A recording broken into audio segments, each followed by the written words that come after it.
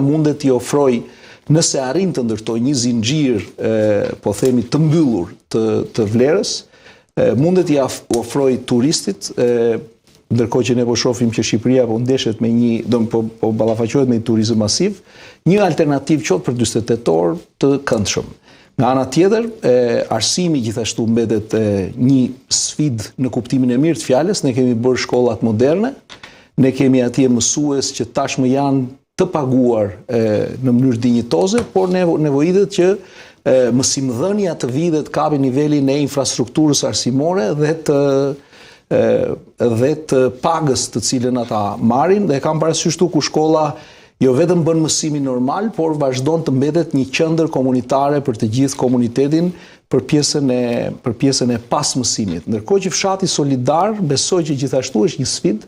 në zmadhimin e qyteteve, e bashkive të mëdhaja, pra me pas reformës, shërbimet për personat me aftësi të kufizuar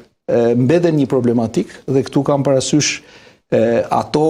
familje të cilat një nga pjesëtarët e familjes do duhet të sakrifikojë, s'bëhet fjalë për karrierën e vet, po them për kontributin e vet ekonomik në shërbim të një personi me aftësi të kufizuar, dhe mendoj që duhet patjetër që këtu të bëjmë diçka, sepse në fshat ende këto familje e përjetojnë dramën e aftësisë kufizuar të një pjesëtari në një mënyrë të theksuar, do thoshja nga familjet e qytetit të cilët mundet që t'i marrin shërbimet në disa forma. Kështu që përmenda këto, pra infrastrukturën,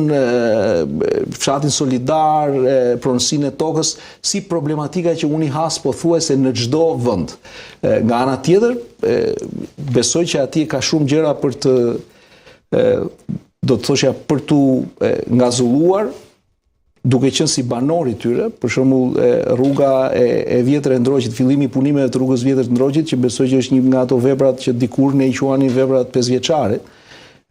do t'i japi një boost ekonomik goxha zonës, dhe cilësia me cilën po ndërtohet rruga, pra projekti, gjitha gjë është që është një cënjish, pra si Levan te Pelena, apo segmentet të tjera cënjish të pastër. Unë besoj që asaj zone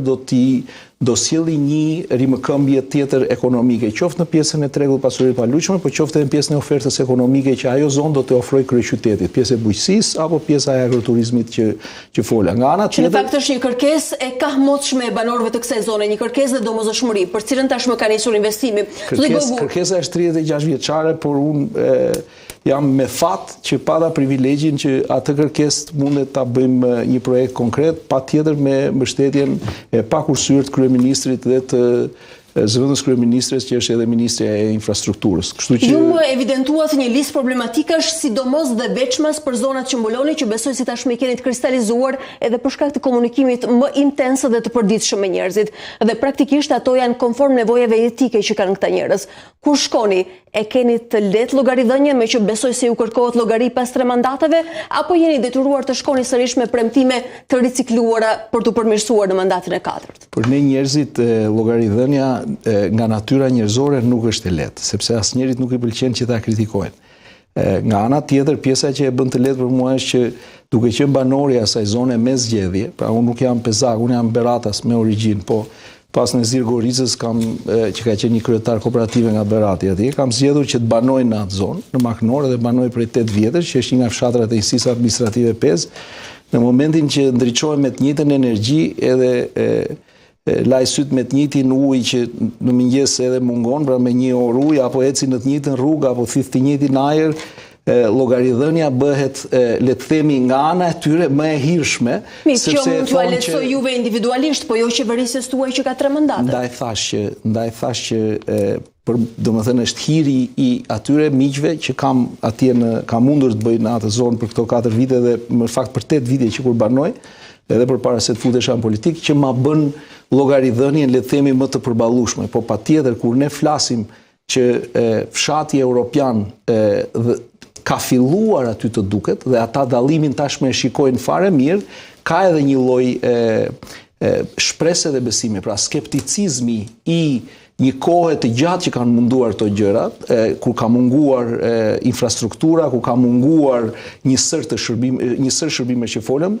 sidomos shërbimi kadastral, në momentin që ata shikojnë në prototipet, siç thash, të lagjeve të reja, pra që fshati evropian ka filluar të shfaqet, është më e thjeshtë për ta besuar që po, këta që mundët të bëjnë këto gjëra, pra që mundët të ndërtojnë mbi, parafërsisht do thosh ja unë jemi shtëpi në të treja njësit, që mundet ndërtojnë shkolla që nuk ishin ndërtuar atje prej 40 vjetësh, pra që në kohën e mëparshme, apo që mundet kanë riporterir qendrat shëndetësore dhe ofrohet shërbimi shëndetësor që kanë shtruar edhe rrugë lagjeje,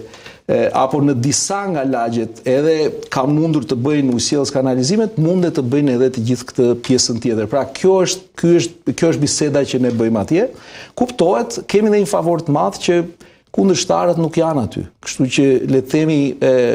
Kur thoni nuk janë, po thoni praktikisht që nuk bëjnë fushat, sepse ata nuk mund të ishin se ju keni qeverisur 3 mandate. Jo, nuk kanë qenë dhe nuk janë. Pra nuk janë pranish. Pra nëse unë flas për një prani besnike në zonë, nga ana jonë, kemi një mungesë po aq besnike nga ana e kundërshtarit në të gjitha format.